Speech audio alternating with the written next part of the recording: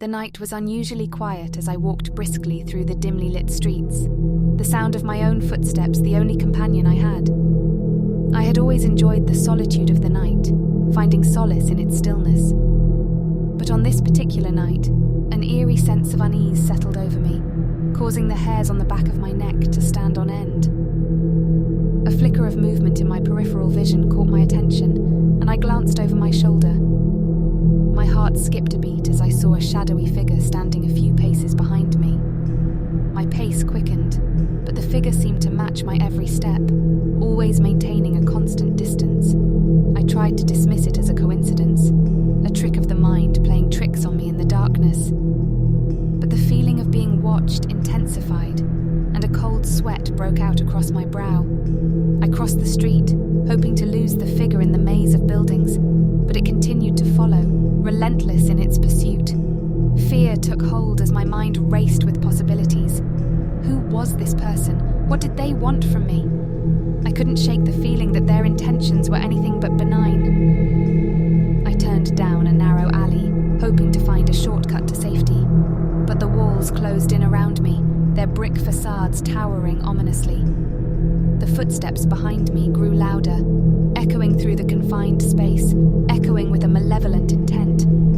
I broke into a run, my heart pounding in my chest, desperation pushing me forward.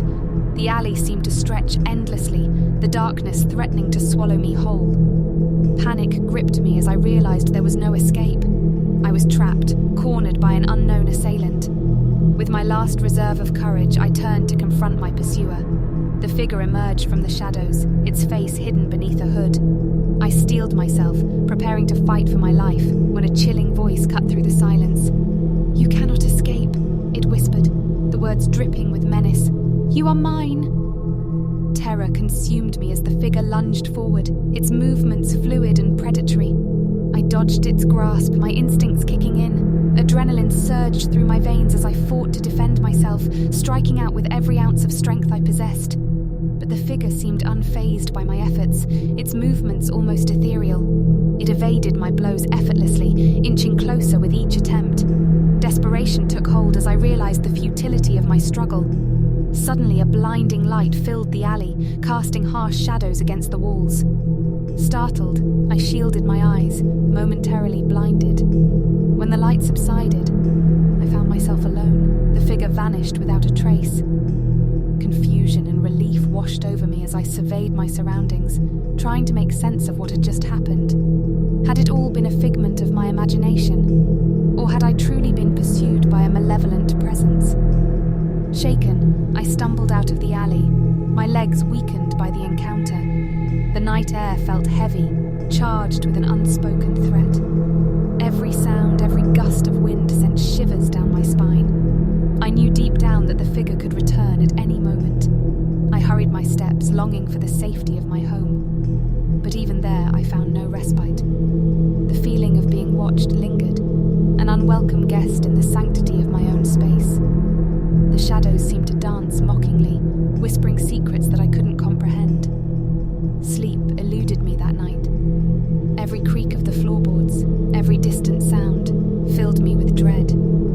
The events of the evening played on an endless loop in my mind, tormenting me with their unanswered questions. Days turned into nights, and the figure never returned. Yet, its presence remained etched in my memory, a constant reminder that the darkness could hold terrors beyond comprehension. I became hyper-aware of my surroundings, always glancing over my shoulder, always listening for the slightest hint of danger. Time passed, and the incident faded into the recesses of my mind. I started to believe it had all been a fevered nightmare, a figment of my imagination born out of fear and exhaustion. But one night, as I walked the streets once more, the feeling returned, a familiar weight on my shoulders. I turned, and there it was, the figure, its eyes gleaming with malevolence. Panic surged through me as I realized that my pursuer had returned, resolute in its pursuit. I ran, my heart pounding in my chest, desperate to escape its clutches. But no matter how fast I sprinted, it remained just a few steps behind, always watching, always following. The figure had become an inescapable presence. a constant reminder that darkness and fear can intertwine, stalking us in the deepest hours of the night. And as I continue to run, I can only hope to outlast its pursuit, to find a sliver of light in the unending abyss of my terror.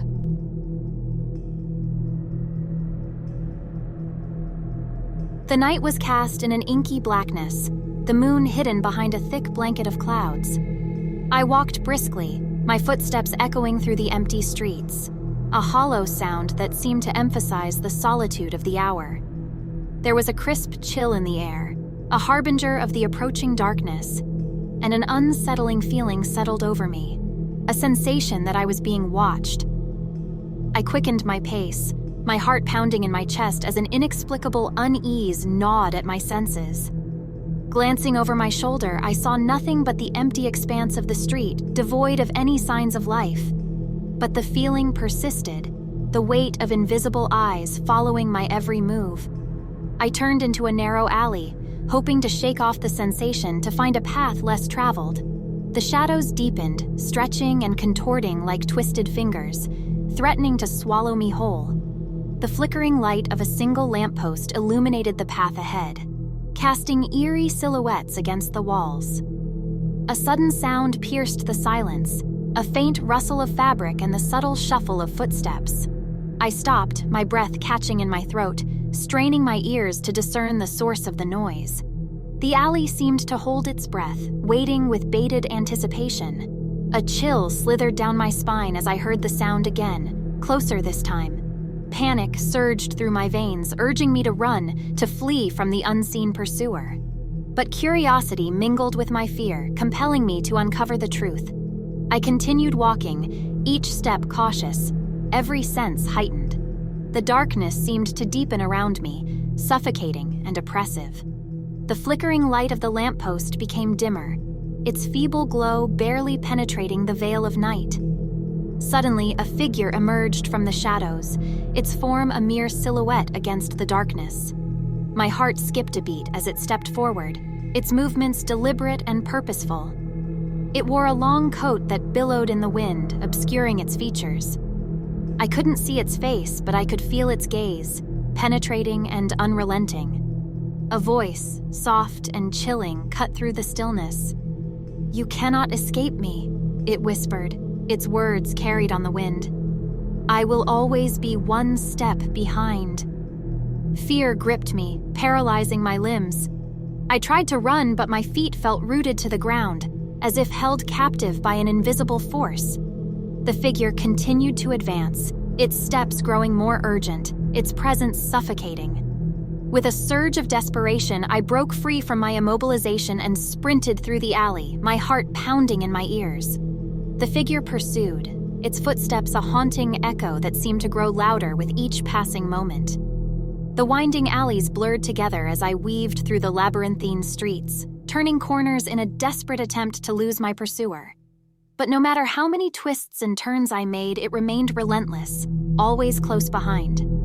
The night seemed endless, time distorted by the fear that gripped me. I found myself in a desolate park, the darkness enveloping the swings and slides, transforming the once cheerful place into a sinister playground. I stumbled into the open field, my legs burning with exhaustion, my breath ragged. As I reached the center, I glanced over my shoulder, expecting to see the figure mere inches away. But to my astonishment, there was nothing. The park was still and empty, the only sound the heavy pounding of my own heart. Doubt crept in, intertwining with relief. Had I imagined the entire pursuit? Was it a figment of my overactive imagination? But as the silence stretched, a sinking feeling settled within me, a feeling that the danger was far from over. Just as the notion took hold, I heard it, a low growl emanating from the shadows. The figure materialized, its features finally visible. A contorted face, eyes glowing with a malevolent light, and a twisted smile etched across its lips. "No escape," it rasped, its voice a chilling echo. "You are mine." A scream tore from my throat as I turned and ran, my legs pumping with a desperate strength. The figure pursued, its presence closing in, its icy breath grazing the back of my neck. Panic surged through me, propelling me forward, my body pushed to the brink of exhaustion. But just as I thought I could run no more, I burst into a clearing, bathed in the pale light of the moon breaking through the clouds. The figure faltered, its form dissipating into the night, vanishing like smoke in the wind. I collapsed to my knees, gasping for breath, my body trembling with both fear and relief. The night air filled my lungs and the weight of my pursuer lifted from my shoulders. I was alone once more, the haunting presence finally dissipating into the night. As I rose to my feet, I knew that the memories of that chilling pursuit would forever linger, a constant reminder that darkness holds secrets and that some shadows are not to be ignored. And from that night forward, I vowed to embrace the light.